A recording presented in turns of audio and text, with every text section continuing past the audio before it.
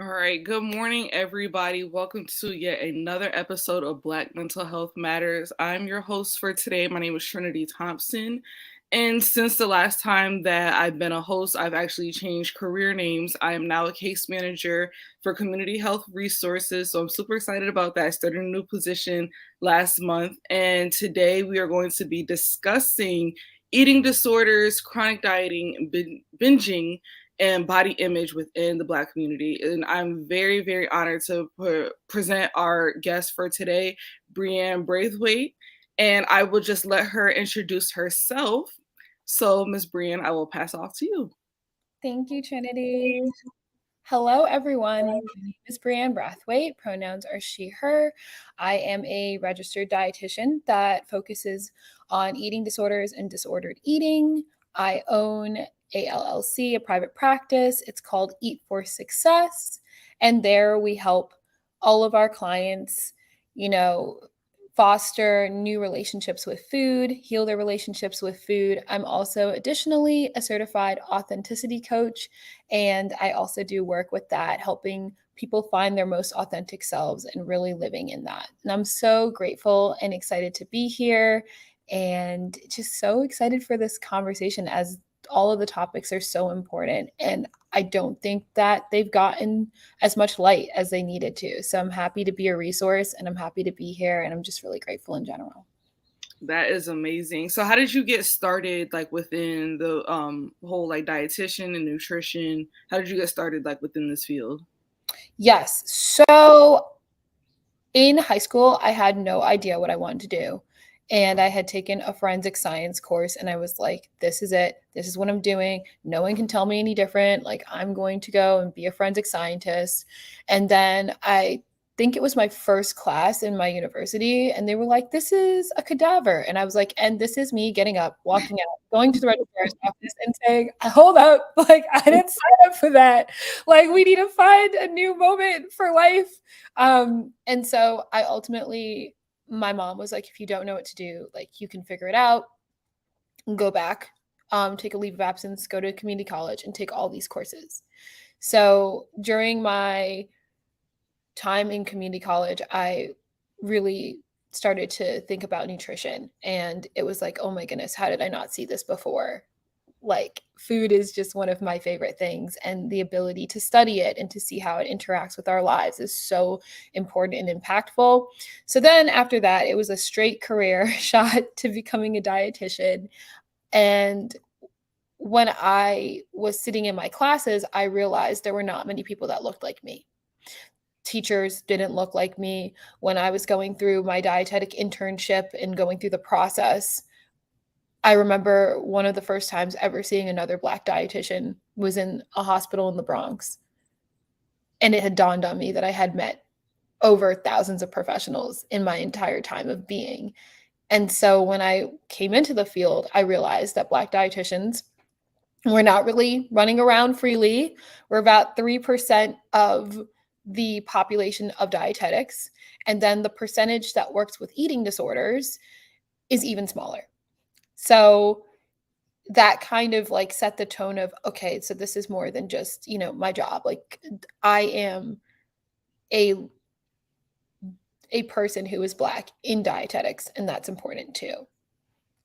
Okay. And I think that's like super interesting because of the lack of representation, especially within something so important. Like, in order for any living species to survive, there needs to be some source of like fuel. And for human beings, it's food and water, but like food.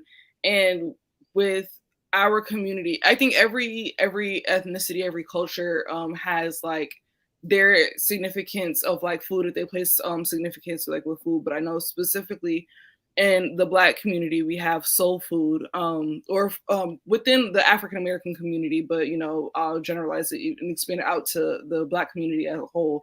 As far as like different areas of the diaspora, a lot of the things that we tend to connect with one another is food. So I actually think that was like a perfect segue into the history of food within the Black community. So if you don't know, soul food is very prominent for all of our viewers. Soul food is very prominent within our Black community. Food has been a way for us to bond. It's been a point. It's been a staple for Black family members, Black households to come together, Black communities, neighbors come together, and we celebrate. We grieve with food. We celebrate with food.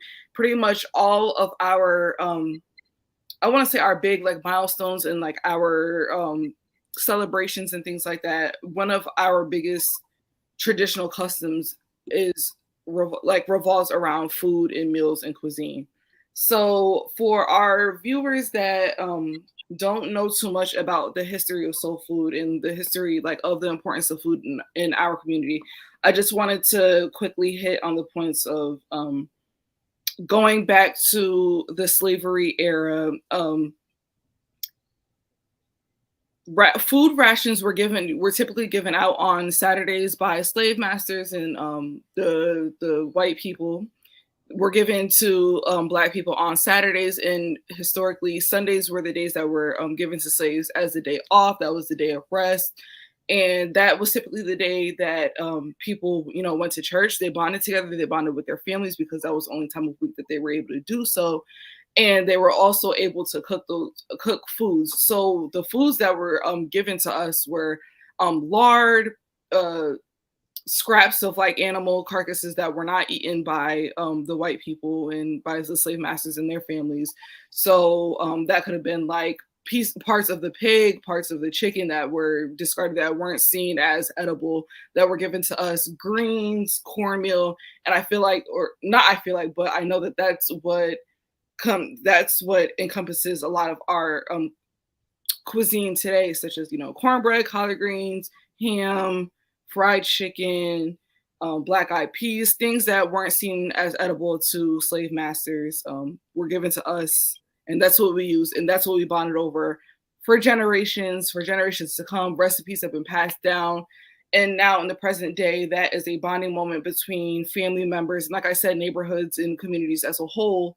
Where we spend time in the kitchen together, learning together from mother to daughter, mother to son, son or father to son, father to daughter, however, the case is. It's been a moment of not just eating and bonding as far as eating, but also cooking and the significance of making that meal right. So what do you like, has that happened like in your family, that traditional kind of Sunday meal, getting together for holidays and things like that? Yeah, so the Black community is such a large diaspora. Mm, My family is from the Caribbean. They're from okay. Barbados, and I was adopted, but my birth family is from the US, from America. So I see how they come together in similarities, and I see the ways that they might, navigate in different ways. Um, And I think that 100% a lot of what you were talking about, like how Sunday becomes that day of rejoicement, that day of joy, that day of sitting with the family, making sure that the community's good, you know?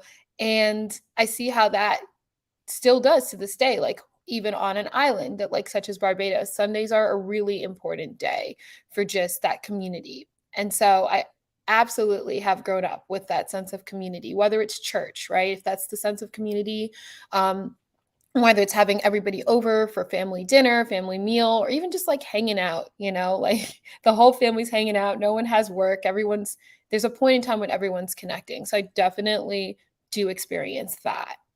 Yeah, I definitely think it's important with, not just African, because when we talk about Black culture, it's really important to know that there are so many subcultures underneath that. Like African American culture is not the same, obviously, as Caribbean culture. Caribbean cultures differ with one another, whether you're from Barbados, Bahamas, Jamaica, all of the islands, they each have their own individual culture. So of course it's not fair to, like generalize all of them, but within Black culture in general, food is very important. That's safe to say across all of the subcultures underneath that term, Black culture.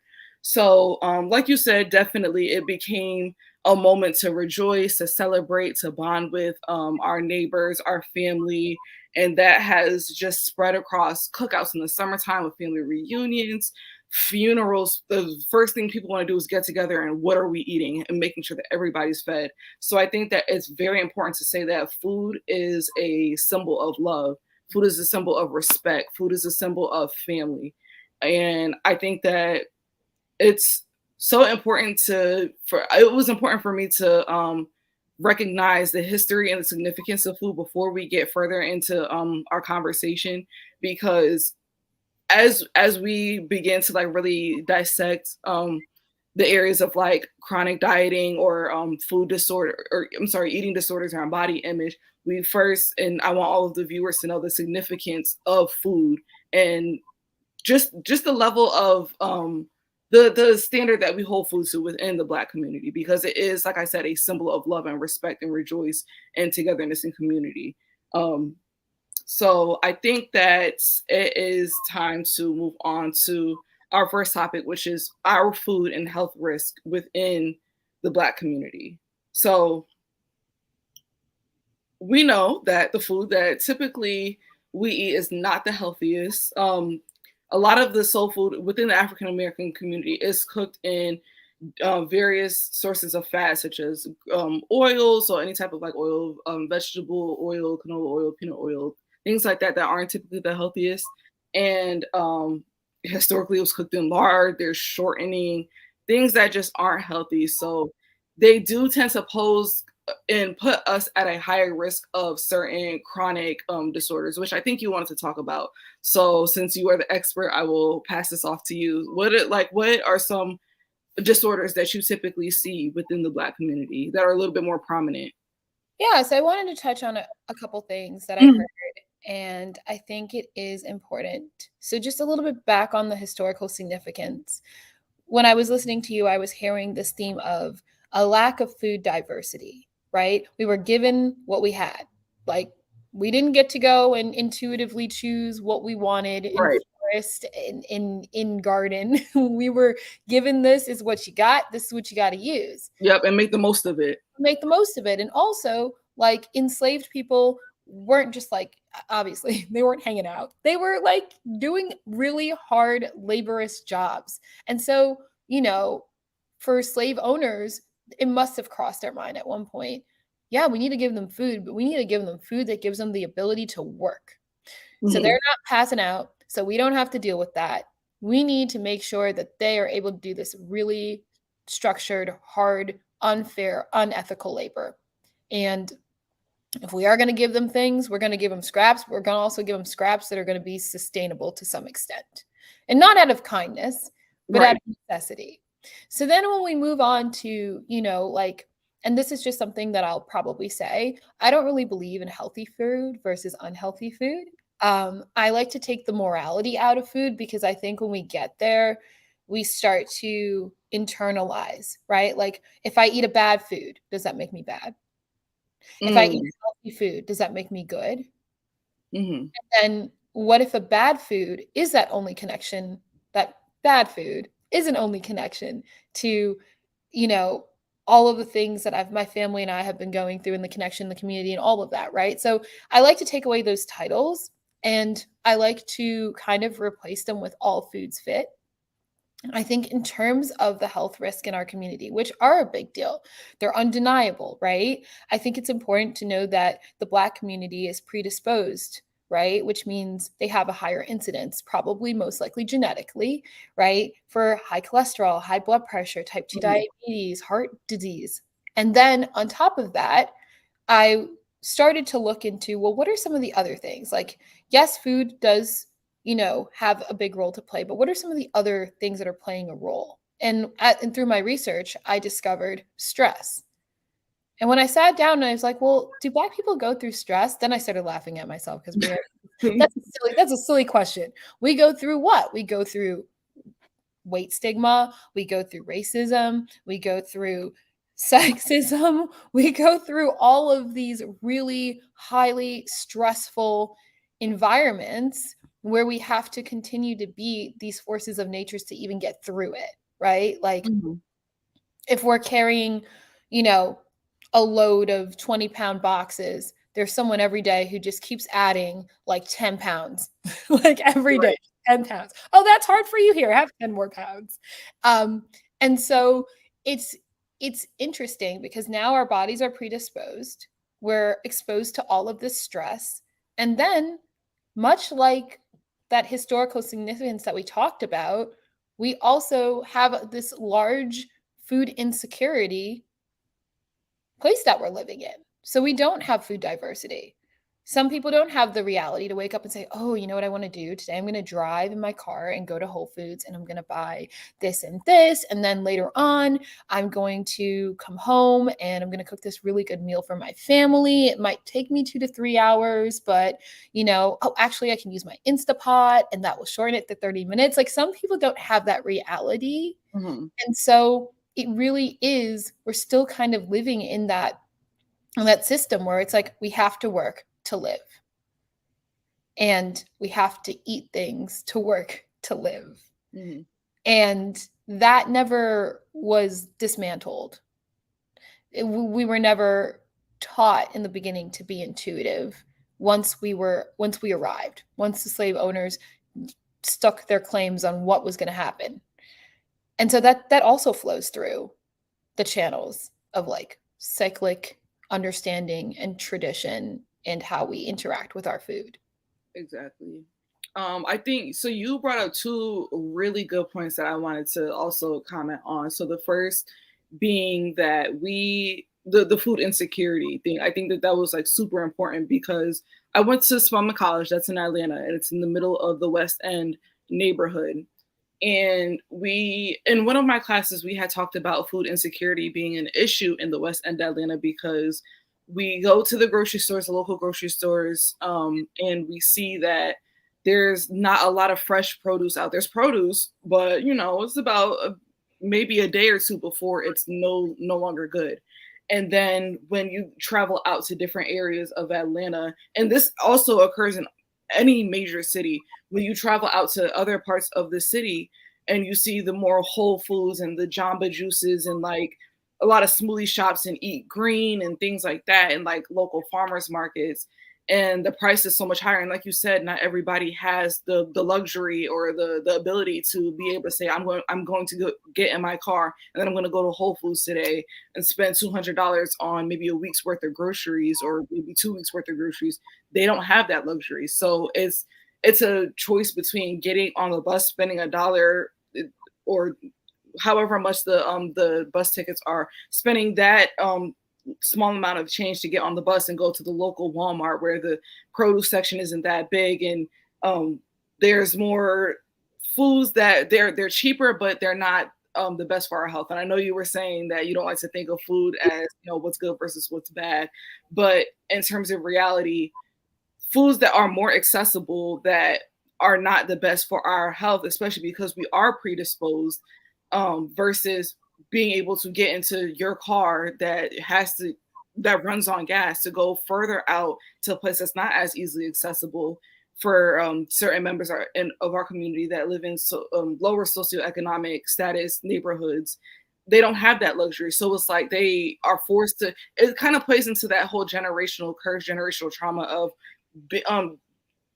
doing the most with what you were given because that's your only option, honestly. And the other thing that I wanted to talk about that you had touched on was like stress. And I had seen that a lot in my research was when I was preparing for this conversation was that racism and discrimination does play a huge role in our food choices. And you would never think to connect the two. But it's like food is a thing that we've always learned that nourishes us. Like it feels good to us. So you eat something that makes you feel good. And I will be the first to admit, when I'm stressed, when I'm depressed, or I'm having a bad day, I'm just like, dang, I could really go for a nice like order of fries. I could go for like a good plate of like collard greens and some chicken and some cornbread, something that just like feels good to me, that's nourishing my soul. But when we are out in the real world and us like people of color, like when we're facing like discrimination and racism and things like that, it it does feel good to go back to our home and rejoice within our own people and within our own four walls over a nice plate of food. So I thank you for actually bringing that up because that I feel like that is such a underlooked, actually something that like we probably would have never thought of if we didn't bring it up. Such like a topic and like a correlation between stress and eating. Yeah, and I thank you for like I'm gonna say it on this podcast. I love how your brain works. And I also think, when we're talking about the food, right? I think we can say that maybe it's not as nutrient dense. But the Mm-hmm. reason why I say like all food fits is because like in those situations, like I never want anyone to feel ashamed of how they're going to provide energy for themselves and for their family. And if Right. it is at that capacity, and that's the day-to-day life, I think that when we start to feel ashamed, we start to feel like bad parents, we start to feel like unhealthy people, we start to take on all of these already stressful narratives that we already have a stressful narrative, you know? Right. And so it's not so much to say that like the food that we eat never impacts how we are. I just think that there are people of privilege who have the ability to choose. They have the ability of choice. They have the ability of access. And so their relationship with soul food or their relationship with comfort food looks different Mm-hmm. because they can find other things that are sources of comfort. They can afford therapy. They can afford, that yoga and membership for like $300 a month. Like they can Mm-hmm. afford all of these different things that take the stress off of the mental and the emotional capacity of the human being. And so I want everyone to know that there's like that demonization of like black food. Like, Mm-hmm. oh, like fried chicken, how could you do that? Right? And it's like, no, it's fried chicken. Like you can have fried chicken. Mm-hmm. And it makes it continues to weigh us down in our view of what balance looks like and how that can be obtained. And of course, as we said before, so yeah, that all goes into what eating disorders look like and when they pop up, how they wreak havoc in our lives. Right, right. I think especially when we have like our daily checkup, or I'm sorry, not daily, yearly checkups, like when we go to the doctor. And that's granted if we do have if members in our community have the access and the privilege to be able to go see their primary care physician, to be able to go and like get their yearly checkups and see how their health is. I think that a lot of I think it, regardless of like the color of the doctor, I think it still relies heavily on the history of the medical system and our healthcare system and numbers that have been, made up based off of white people or people of certain privilege as far as like BMIs and weights and things like that. I feel like it's almost unfair to compare people because we are all kind of built differently and based off of our history. And if anybody knows anything about like the history of evolution with Black people, with anybody, any race or anything like that, we kind of we've evolved to be able to kind of like have a higher endurance of like our soul foods, because that's the only thing that we've been, not the only thing we've been eating, but that has consisted of our diet and the things that we've been taking in for years now. So we kind of evolved this way. I don't think it would be fair for somebody like me, a little bit like on the heavier side, like curvy and stuff like that, certain body images, to be reduced down to a number on a scale, reduced down to a BMI ratio, because who is the ratio based off of? Preach. Sorry. It doesn't make sense to me. Preach. Yes. Yes. And I, as a dietitian, I completely, totally agree with what you just said. The role of racism in Black bodies is, why would we think it just stops at food? Why would we think it just stops at the skin color? You Right. know, it doesn't. And you're completely right. The BMI, it's for a second. BMI. I was like, wait, what does that mean? It's basically your index of your weight. And it was created because it was supposed to show obesity over a span of a population. And the population that it was created for was actually white European men. So when we really think about how that is going to play into where we are now, it's just like, we know that, let's just talk about men and women. Very big differences, biologically speaking. And then also, we're going to take it one step further and we're going to put it into a different cultural, racial context. And so now we're expected to meet these numbers of health because someone said so. Right. Not because there was extensive testing done on what that would look like. Like our BMI or our body mass index, it really wasn't meant to tell you if you were healthy. Mm-hmm. That wasn't the goal of it. But somehow now doctors have reduced, they have their charts in the offices, they've reduced us to that number. Like if you fall within this range, you're at a perfect normal weight, everything's good. If you fall within the yellow, within the red, you're morbidly obese, you need to change your diet, this, that, and the third. And like, it's like to a certain level, I do agree. There could be better things that you could do for your diet, but why am I being compared to this number that was based off of white European men? Yeah. And that's part of that disparity in healthcare, health isn't equal, right? And unfortunately, because of this, the insurance companies for a very long time adapted it, right? So that's like one of the gold standards. Actually, interestingly enough, the APA, which is an organization that's very close with like health and medical sciences, just talked about ways that BMI should not be focused on. So as we talk about this here, like, it also is a reality, right? Like these aren't things that are made up, but as many big systems are, right? Like changing the BMI would have to change the course of how people have been doing things with insurance companies for years, right? And like, who's going to be doing that, right? And it all fits back to this understanding of, we need to change. We need to change. We need to do better. We need to start including other people in these conversations. Why? Because, a Black person with a BMI that's fitting white standards doesn't also equate to health. If you're starving, if your body's not getting the nutrients it needs for you to, if you're going through dieting cycles, if you have poor body image, poor nutrition understanding, all to be in this place of, this BMI that's supposedly supposed to fit you, like, is that really truly health? No.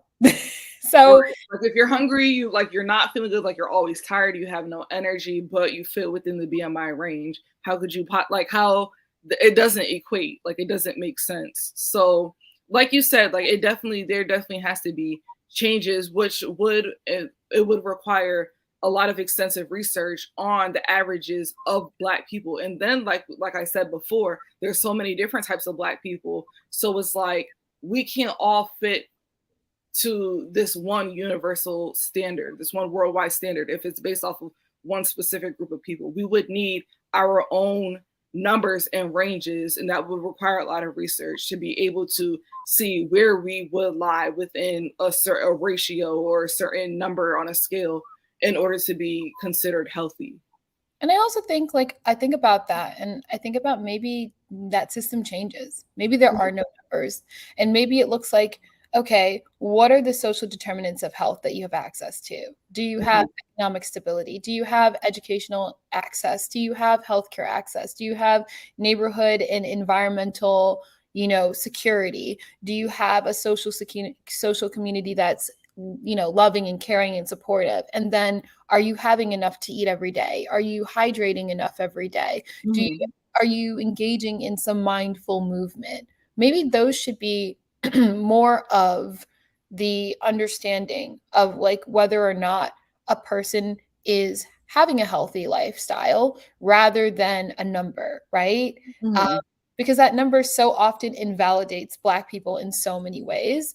I think it might be better to think about this in this way, which is like health at every size, meaning in your body, you can be healthy, and that your body is not to blame or is not a direct receipt to whether or not you're healthy. And I think that makes sense, right? Like, there are many people who are in this thin ideal, right? But they could have tons of health issues. They could have cancer, they could have all these different things. And the fact that their body is a certain shape or size doesn't determine whether or not that makes it so. Yeah, I think especially with those, I think you had touched on it a little bit a little while ago.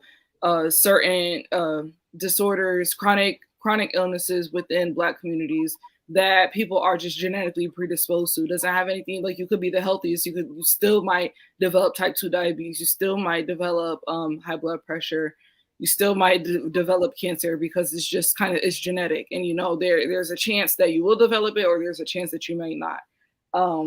So I think that we shouldn't always reduce those types of disorders. I think, yes, of course, like, your food and your diet will make an impact, but nobody should ever feel bad or be made to be felt bad by society based off of what you eat, because of you might not be able to control that person's environment as far as the things that they have access to. Like how you said before, also, people might have the luxury to get in their car, go to their therapist, and have all these different coping mechanisms, when maybe within the four walls of my house, I feel the most safest. I feel it's good for me to cope by making a meal that feels good to me.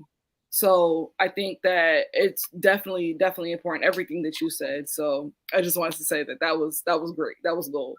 Especially learning from a dietitian, everybody. She's a dietitian. She's telling you this is not just made up. It's not. And something I found really, really jarring was, I was going through dietitians, we do a lot of research. A lot of what we do is evidence-based. And I was going through a 2015 study by Psychology Sciences that found that people who are reported to experience, like, this weight discrimination actually had a 60% increased risk of dying independent of BMI and body size.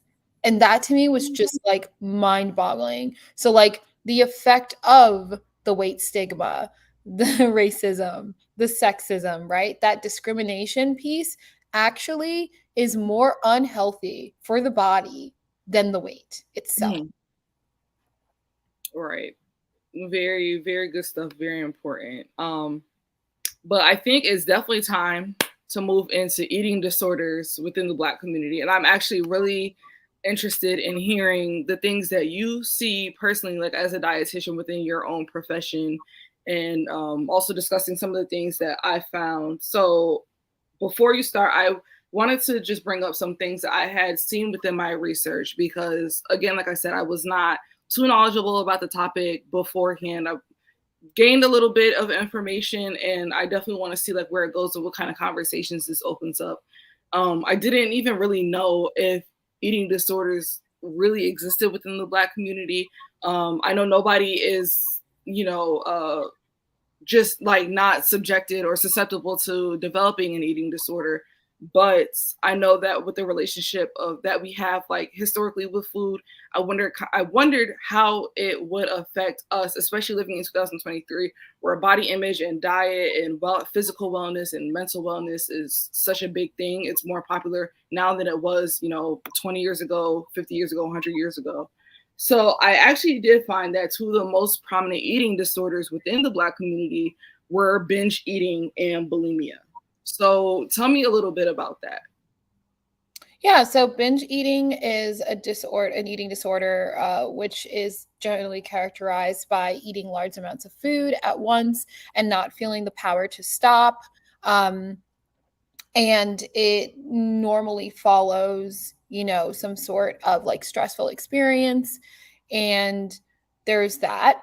And then you said also bulimia, which is like it's binge eating. So it could be eating a lot of food at once, not Mhm. feeling able to stop, and then purging. And purging can be, excessive exercise, misusing of laxatives, or self-induced vomiting. Mhm. And so those are the two most common. However, I will say that there are some other eating disorders that do affect the Black community, such as anorexia, which Mhm. is a form of restricting. And restricting means starving oneself, having a certain amount of calories that would not be what the body would need to use.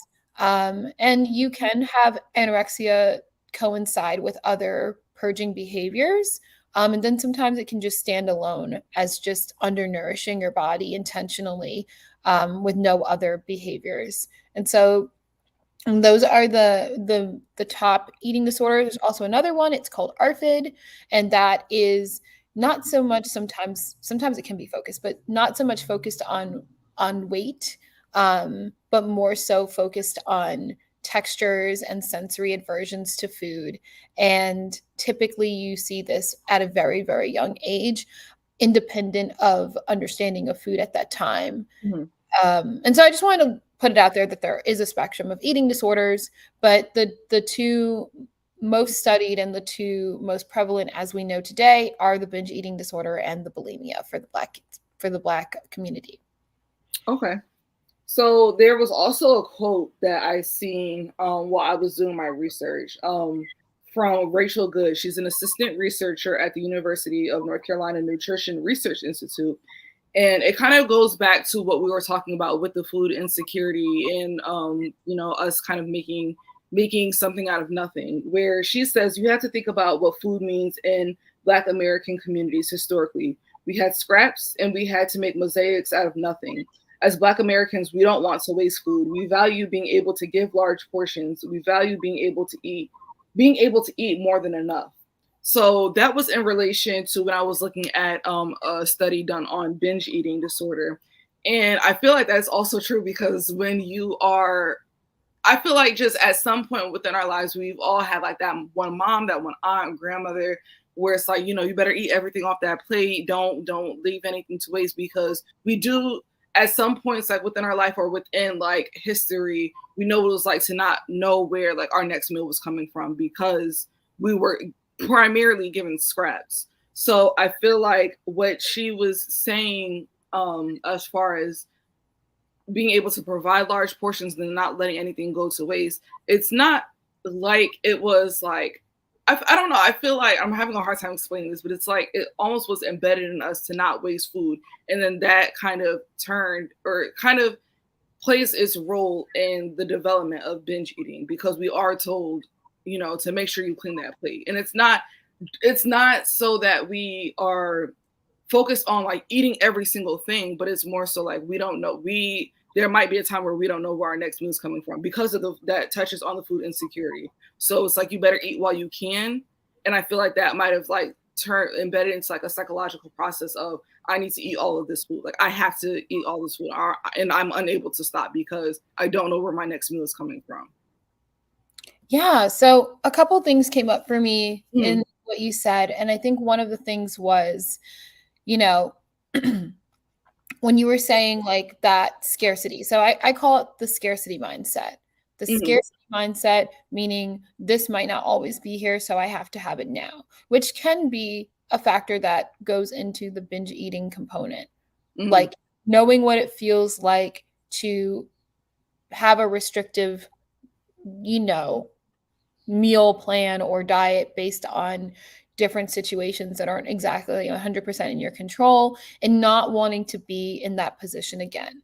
I also think that it can be emotional. It can be an emotional response to trauma. It can be emotional response to things that are happening in your life. And so, there are so many ways that that can come about, but I do think that there is a large amount of scarcity mindset within our community because mhm. of what we went through.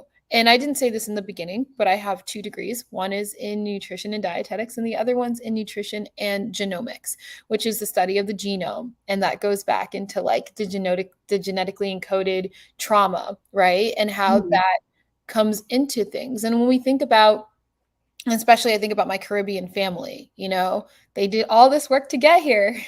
And now they're like, you better eat. Like, Right, because it's like there was a time where there was nothing on the where table. there's nothing. And I think that builds that scarcity mindset. So binge eating is one of those things where it's like, sometimes it gets mixed up with like overeating. And those are two different things. But I think, either way, that scarcity mindset does play a huge part in some of the binge eating cases that I have personally treated and seen. And that is really one of the hurdles. And I think when we think about eating disorders, it's not all just about the food. And many of the times it's not about the food. It's about the psychological backing and Mhm. why the food is the vehicle that we're driving in and the things that we do with it. Yeah, and I definitely one thing that you had said was about like or like the trauma, the emotional eating as far as like trauma. And I think that especially with people that might have had like a lifestyle change, like at one point, like one time they remember there was nothing on the table and now they are in a better position to be able to eat whenever they remember. I feel like it kind of coincides with them remembering a time where there was nothing to eat, so they feel like they feel the need to have to make up for those times by making sure that nothing goes to waste. And even though their next meal is kind of a sure thing that it is coming, it's a psychological thing. Like at this point, like it's not a matter of, okay, I don't need to eat this because I know there's still more food in the fridge. It's, I am still in a place where there's not food in the fridge. I can't see it. It's not in front of me, so it's not there. What is in front of me is this plate right here, and I'm unable to stop because I don't know where my next meal. My mind remembers when there wasn't a meal, the next meal to come along. So I feel like, especially so with that mixed in with the history and the significance of our food, I feel like it definitely is. It's harder to. I feel like binge eating is definitely a very understandable thing for the Black community. Like it does kind of make sense because we know that there are um reoccurring themes of food insecurity and food scarcity within certain neighborhoods and Mhm. within families and households where people do feel the need to have to continue to overeating because they do remember a time where the food was not there. um so for bulimia, I understand. I definitely understand binge eating. Bulimia with the feeling to purge after eating in excessive amounts. Why do you think that is? Like, why do you think that bulimia is also a prevalent disorder within the Black community? Well, I think when we talk about binge eating, we're talking about that uncontrollable eating, not being able to stop until a level of fullness that is just so uncomfortable and so Mhm, unbearable. And so then, what sometimes the body itself um, will be like, okay, like this is too much. And it could be that the vomiting is induced, by an actual guttural reaction. Um, mhm, or it could be like sitting in that discomfort, right, is mhm, really unbearable. And then that purging is like a release, right? And the feeling of the purge is a release of the very like uncontrollable feeling of a binge. And I'm doing this very like, basic level Mhm. description, but you know, sometimes what will happen is after a binge there's shame. And one of the ways to deal with that shame is to have the thought process of, well, I'm getting rid of this. Mhm. And sometimes that can look like, oh, I ate this and now I have to work it out in the gym. Or I've done this and now I have to self-induce vomiting to um free myself of the shame and all of the different things. And I think, for everyone it's so different. I think in this is the realm where like mental health comes in and really Mhm. like tries to like take apart the moments and really see what the mechanism is behind the purging and the type Yeah. of purging that's used. But I do think that, when we do think about like that very like just uncomfortable just place, it's very important to know that that comes from that space of, what do I do now? I'm uncomfortable. What do I do now? And sometimes I've heard clients tell me, hey, a purge makes me feel better about that action. But I think it's different for everybody. Mhm. So you can definitely let me know if I'm wrong because you are the professional here. But I'm going kind of based off of like what I'm assuming as far as specifically bulimia. And I feel like it may have a tie to body image. I think that there's a lot of pressure around having this certain image, especially within the Black community, because you do see it a lot today in 2023 and like more recent years, as far as developing like the perfect body image and the way that you present yourself out in the world and like what's attractive versus what's not attractive. So I feel like it might I feel like I could see a correlation between binge eating, coming from a place where there is food scarcity, and then feeling the need to purge because you do want to still be able to seem conventionally attractive, like out into society, and being able to control your body image. You still want to be able to eat what you want, but you still also want that figure that everybody is glamorizing and sexualizing. So, and like I said, you can let me know if I'm wrong, but I could assume, there would be some sort of relationship there. Yeah, no, there definitely is a sort of relationship there, right? Like Mhm. we all know that like when we look at what's happening, it's like the food that we eat and the way that we eat, like our brains will connect that to the next step, which is, what is this doing to my body? Right. And then, like maybe it is like, because I am engaging in this binging, like I do need to punish myself and I do need to do this thing so that I can look a certain way. And that's definitely a connection that's being made. As I said, there are so many ways to look at this. Mhm. Like so many at so many points that like, Yes, there are. everybody's reason for their behaviors and what they and how they interact with their eating disorder is so individualized. So I don't have like Mhm. a like structured answer, but I think what we're coming to here is just like there are so many ways, and that yes, all of this relates back to body image. And whether it's, you know, like you said, like I want to eat what I want to eat and I want to do that. And then I want to make sure that I look a certain way. And to do that, that is what I'm going to do. Or Mhm. if it's just like, I'm having these moments and it's affecting my body biologically because I am changing the pattern of how I'm eating and these things are happening. So, and then there's also more psychological things that filter in. So yeah, I think it's definitely um a link. And I think that, also like in the eating disorder world there is the nutrition world, and there's also that works really closely in hand with like the therapeutic and psychology world as well. Yeah.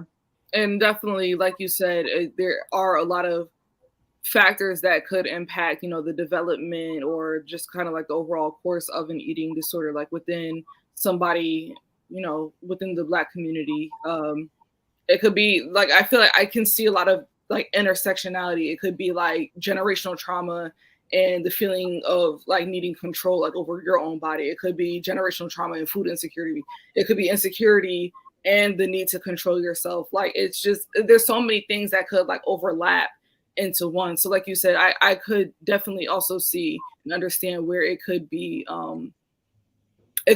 there's not one specific answer to explain why somebody is the way they are within the realm of eating disorders and control eating and binging. So I feel like this is also a good segue into body image within the Black community, which we also know is very prominent. So I do want to talk about in society and today, we are like heavily influenced by media. I feel like that's kind of like the biggest influence right now as far as like what sets the trend for body image. And throughout history, a certain body image or a certain body type has become trendy. So it's all about like what's trending now. So it's gone from like having a petite figure to being like tall and petite. You can be tall and shapely. You can be overweight, and that would be beautiful. You can be, but I feel like what's trending today is kind of like that BBL image, the curvy hourglass figure, the large bottom, the large breast, and height doesn't really like have anything to do with it. I feel like everybody's a lot more accepting for height. So for me personally, I'm 5'9", so I'm tall for a girl. And when I was in high school, I used to suffer a lot, like with my self-esteem, because I was tall and I was very like slender. I was very skinny, and I didn't really start putting on weight until I got to college. But within like the last I was in high school maybe like 6 years ago. So between that time and now, I feel like the more trendy body image is kind of like that hourglass figure. And so what do you see like when you have like clients coming into you with like eating disorders? Like, do they talk about like this pressure to conform to like what societal beauty standards are? Yeah, of course. And I think you were talking about media, and what I like to say that is diet culture, right? We're all in this place of diet culture, and then we have bodies that are sexualized more than other bodies. We have bodies that are deemed to be more healthy than other bodies. And when I think about Black bodies, I think it's really important to kind of go a little bit back to that history. So, the fear of the Black body is a fear of a larger set body, and it was founded in anti-Blackness. So if we go all the way back prior to the slave trade, there was the Renaissance painters, and they were Europeans, and they depicted the rich and wealthy with these shapely, larger bodies, and they were sitting on like a chair all stretched out. Someone was feeding them grapes, and they were like, we've got it. We got enough money for food. We have the best of the best. And then as soon as they realized when they were, when slaves were being taken, the enslaved people were being taken on the boats for months, like there were times where enslaved people were depicted as these like very scrawny, like frail, almost like masticated human beings. And it wasn't true to an extent, right? Because then all of a sudden they started being painted as these very like large, boisterous, kind of like exaggerations of like, a butt or boobs or curves. And race scientists at the time started to link that as like gluttony and stupidity, and it was just like all of a sudden those painters that were celebrating a well-nourished body weren't painting like that anymore. Exactly. Right? And there was this push for the wealthy to be this very thin set body. And so that began that like if you weren't thin, right, then you weren't in. Or if you weren't thin, you weren't healthy. And that was like at the point where that was yet another pull of that like anti-Blackness. How do we separate us from them? And that's kind of where it landed. And now as we go through time, there's become this body, the Black body has been sexualized. So in a way where it's like, you're expected as a Black person to have a certain type of body, which is what you're talking about. That skinny waist, that big butt, those big boobs, that kind of thing. And that is now been fueled by media, by diet culture, by what is expected of Black bodies. So now we have like the two things coming at us. You got to be thin, but if you're not going to be thin, then you got to be this BBL right, like this curvy, like, in shape, and then you have the people that are going through, and I've actually seen it myself, people that are having like, you know, the lipo surgeries, the BBL surgeries, and things like that, and then they are selling workout plans as soon as their body heals. So it's like, so what do you want? You want me to get the surgery because I know you got surgery, or do you want me to like follow your workout plan that you don't even adhere to? It's almost become like unrealistic in a sense, like the way that they sell it. So it's like if you don't have that kind of like that body shape naturally, it's like people are overdoing it to achieve that body shape. They're either spending a whole lot of money to get the surgeries, or they're spending a lot of time and probably money on like the, like you said, like trying to conform to this diet culture and this diet standard as like you got to eat all this protein, like if you want to build the muscle, you know, which in a sense is true, but it's like, and or again, it all goes back to conforming to society standards of like what's in and what's the trend now. Yeah. So, And I think you said a lot of really amazing things just now. I want to point one of them out. You said there's a person who's going to go and get the surgery, and then they're going to sell you a meal plan. They're going to sell you a plan that's supposed to make you look like them, when that's not what they did to look like them. Like, right. and then it like reinforces this thought process that if I eat exactly what this person eats, then I will look like them, which is like, as a dietitian, I will tell you, completely untrue. Completely untrue. That we're all different. Our bodies have different ways of being. Metabolism is a factor. You eating something that somebody else is eating is not going to make you look like them. I can say that point blank, out, period. And it's proven, right? Because I'm sure there are people who try this and then they're doing it for maybe a couple weeks, couple months. They're not seeing results. And then the thought process is like, there's something wrong with me. I'm not doing this right. I'm a failure because I am unable to look like what I was told I would look like. Exactly. Right. And then what does that do to a person? It starts to really strain their reality with their food and with their body. And it makes them feel small and really destroys self-confidence. Yeah. Yeah. I think that I've definitely I've experienced that myself, you know, just feeling like, you know, oh, like I want to lose the weight. Like if I do this, if I follow like, and I, you know, feel like TikTok is like our biggest killer right now because like you see like these like girls on TikTok, like, oh my God, like this actually worked. And I'm not gonna lie, like I've fallen victim to that. Like, okay, well, she got this supplement, she's done this, she's put liquid chlorophyll in her water and like the these vitamins and supplements. Like if I do this, then like, you know, maybe one day like I'll look like that. And it's just like at the end of the day, I'm like, I'm hungry. Like I'm gonna go eat what I want to eat because like I can't do this. But I also do appreciate that, like, you know, on the other end, within like this particular day and age, we do have people that are a lot more welcoming and more comfortable, and they embrace their bodies, their natural bodies, whether they're petite, they're small, they're tall, they're overweight. If they're tall and petite, if they're short and overweight, like it doesn't matter. I really appreciate that everybody, or more people, I should say, more people are finding the beauty within themselves and are not becoming as easily influenced.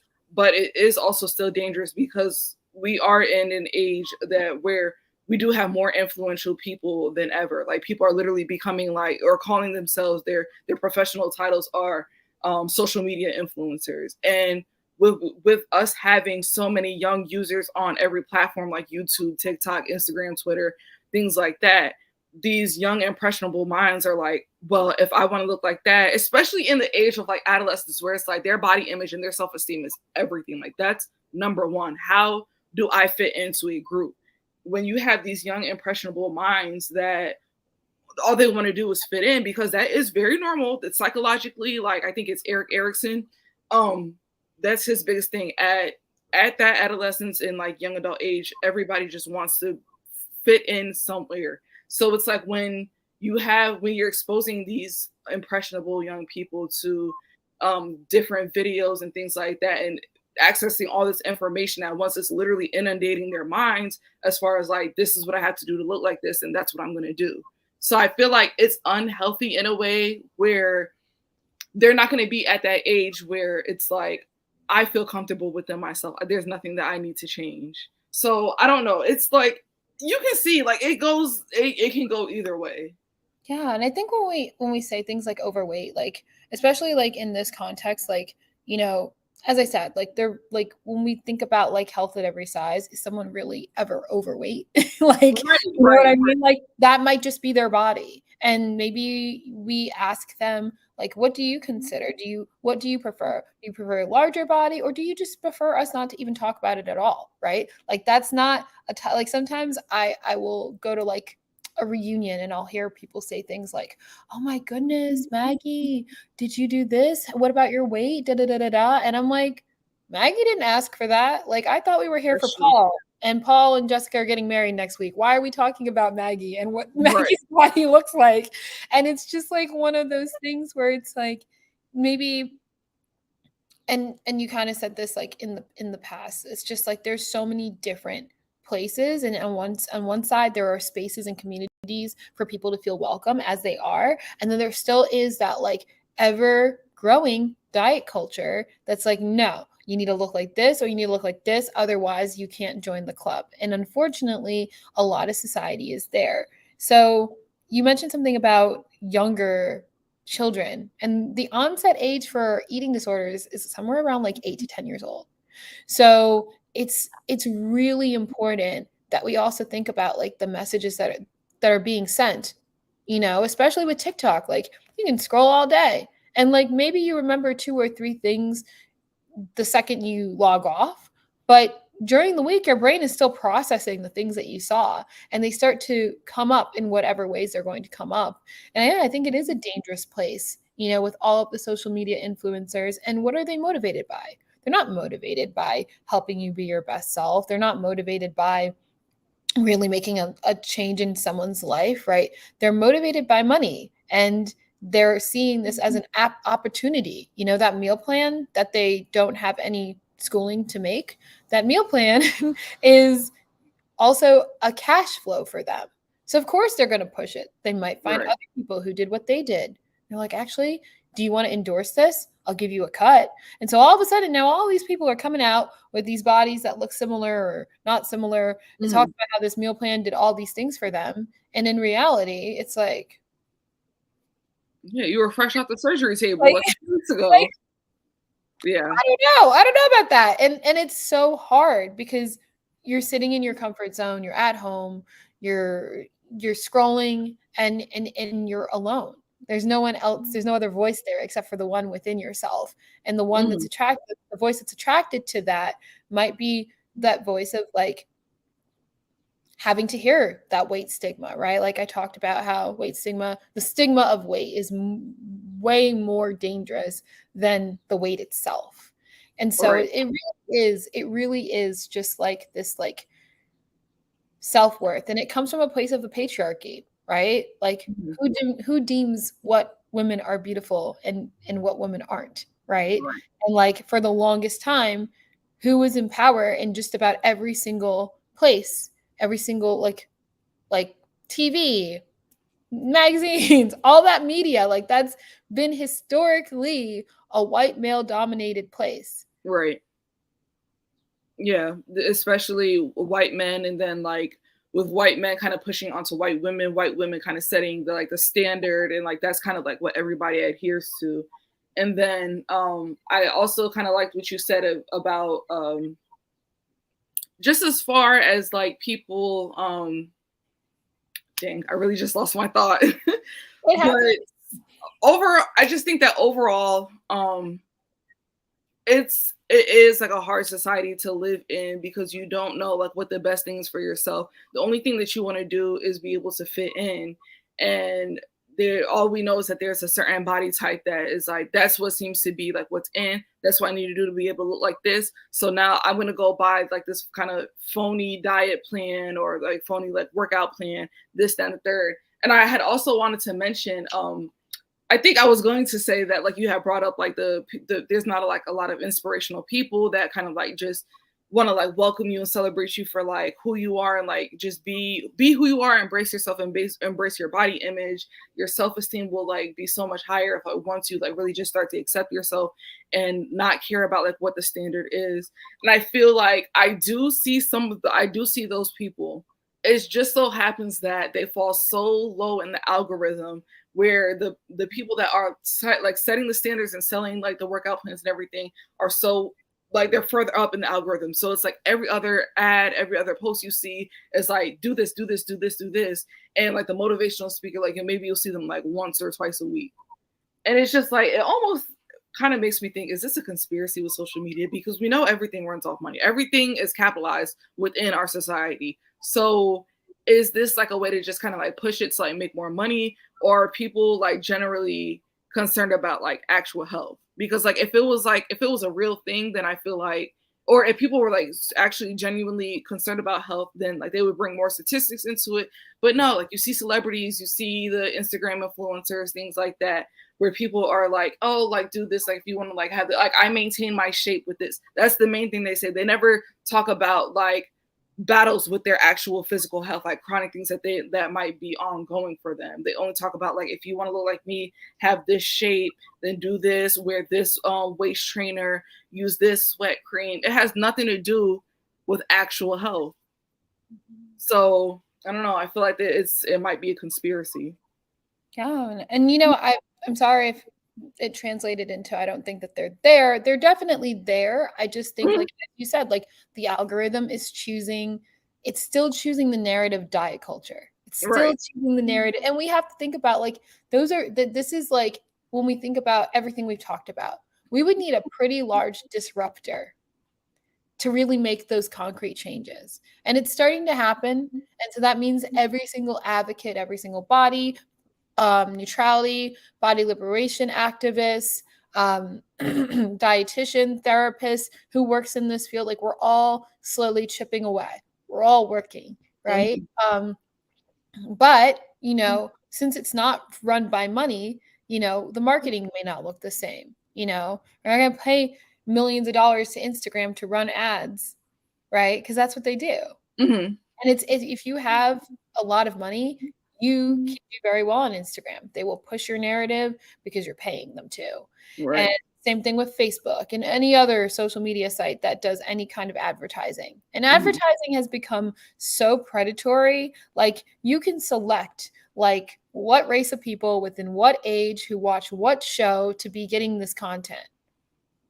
So it's not even just like by chance that you're getting the content. Right. They're praying. And then you might click on or visit like maybe one website off of Instagram, and you will be seeing the same kind of content for the next week and a half. Like, oh, like just because you click this link one time, now every other ad that when you're scrolling through your stories, I'm gonna make sure that you see this, and it's gonna be embedded in your mind. Even if you get off of Instagram and you mosey on over to TikTok, you're gonna see this on TikTok too. And you might get an email, you might go on Google, and that might be the first thing that's there, like when you see it. So it's like overall, of course, the internet like plays a very big part in like influencing especially the things that you see. And they do a very good job with like flooding you with that kind of information, so that way it sticks with you. Because it's a business. They're trying to make money.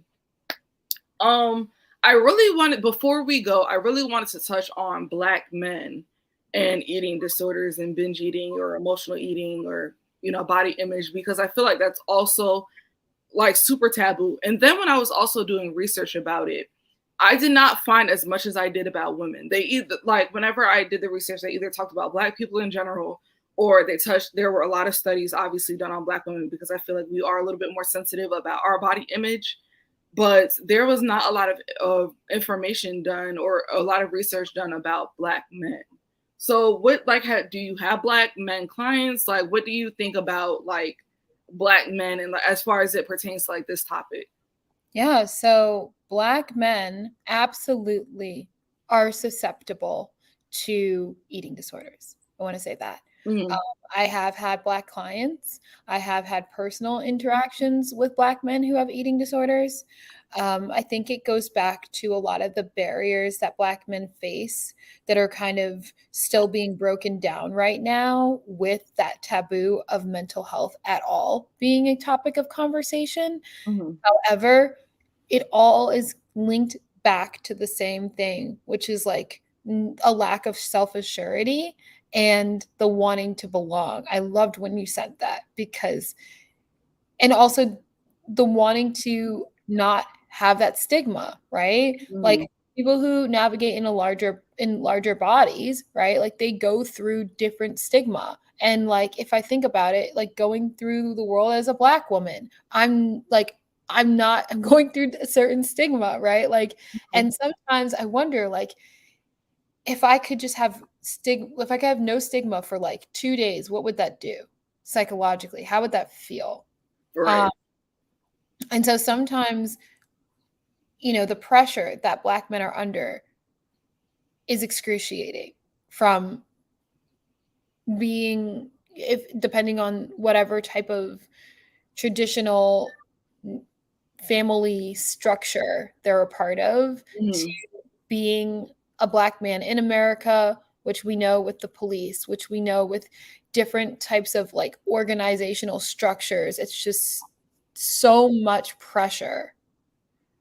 And sometimes I think about this, I'm like, sometimes we have to deal with the emergencies and put out those fires before we can get to the point where we can start thinking about ourselves. Right. And so, yeah, I've definitely had Black clients with eating disorders, Black men with eating disorders, and it is there. And it's as harmful as any other eating disorder. Mhm. I will say, within like my own personal experience, because that's all I really have. I'm not an expert in this field by any means, so I could really only just talk off of like what I've experienced kind of growing up, like within this like day and age in this society. I feel like there's like either one side or the other. I've seen Black men that have just completely just accepted, like they are a little bit more accepting of kind of like the way that they are. So that's on one hand. They're more accepting of like their body image, like if they're shapely, if they're fit, maybe if they're skinny, like whatever the case is, they almost kind of see it as like a fixed thing. Like I can't do if they're like short, some men might feel like a little bit insecure about like their height. That might be, to me, that's what I've experienced, like to the extent of like insecurity. It's like, dang, like I wish I was like taller. Um, but to them it's kind of like a fixed thing. Like I can't do much about like me being 5'7". I can't be 6'3" tomorrow. Like it's not gonna happen. And I've also, on the other hand, I've also seen men that are unhappy like with their body image, and they do try to engage in like these ads and like the algorithms of like constantly kind of like flooding them with like, oh, in order to do this, like, you need to take more testosterone, you gotta up your protein intake, like you gotta hit the gym, do this, that, and the third, take all these different supplements and vitamins and things like that. So I haven't seen eating disorders, which is why I was actually particularly interested about that, because it's like I can't say it doesn't exist because I've never seen it, but I would definitely be more interested in knowing kind of like what eating disorders look like in Black men and how they kind of deal with that. But I've seen both ends of the stick, kind of, as far as like men accepting, like, dang, like if I'm not overweight, but like if I'm shapely, that's just what it is. I like to eat, like that's just kind of me. Or like if they want to like lose the weight and like be fit, or like have like this certain, like be lean and things like that, be muscular, they definitely are a little bit more motivated to be in the gym and be very, very consistent about it, and like kind of transform their bodies into like something that wasn't their body image before. Um, but like I think like, because we'll probably be ending here, I think that the overall message that I would like to convey to the viewers is just don't beat yourself up about like your body image. You just because I can't really speak on like food insecurity and things like that, because that is for bigger organizations to kind of like come together to figure out, as far, and like even us like as a community, we can work together to provide um better resources of food to allocate to communities that are in need. But I will speak on body image, just as far as I would wish that people would feel more secure about themselves and not feel the need to or feel the pressure to conform to what society says, because these trends always change. Within 5-10 years now, the standard might be you have to be petite and you have to be 5'5" or shorter. Me, I'm 5'9". That's not going to change unless like I chop part of my legs off and become 4 inches shorter. So it's just like, I would like to create an environment where it's like, come as you are very accepted, you are loved, you're beautiful just the way that you are. What would your closing message be to our viewers? Yeah, I think it echoes a lot of what you just said. I also think it comes down to, when engaging with disordered eating, or when there is an eating disorder present, you lose a large part of yourself. Mm-hmm. You lose a large part of yourself and the respect that you have for yourself and the ability to love yourself. And so then, when I think about it, I'm like, because your body is better than nobody.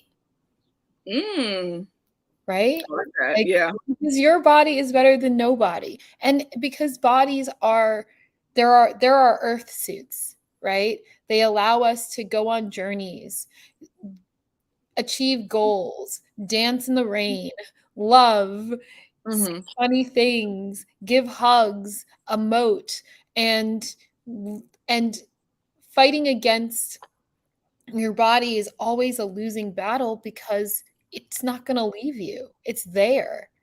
And so like I understand that that sounds nice and great Right. and like, realistically it's easier said than done, but the investment to reject who you are, at some point you realize, you look around and you're like, I've spent so many years of my life not appreciating the body I have.